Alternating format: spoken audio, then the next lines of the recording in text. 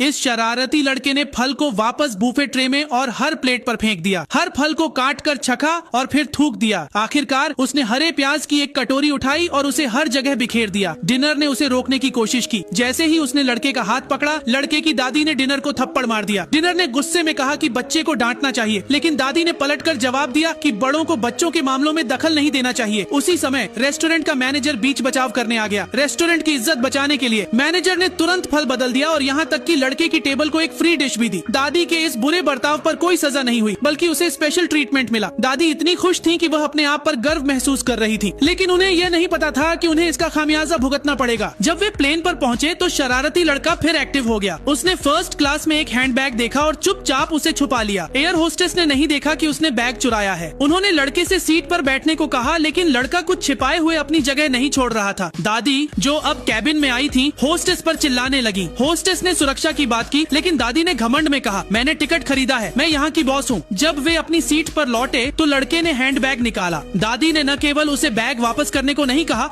बल्कि उसे उसमें से पेपर्स निकालकर उन पर ड्रॉ करने को कहा। उन्हें नहीं पता था कि वे कागज फोटोलिथोग्राफी मशीन के डिजाइन ड्रॉइंग्स थे। ये एक डॉक्टर के वर्षों की रिसर्च का नतीजा थे। कई चिप बनाने वाली कंपनियां डॉक्टर के साथ काम करना चाहती थी और उस लड़के के पिता भी उनमें से एक थे। पार्ट 2 के लिए कमेंट्स में पेपर लिखें।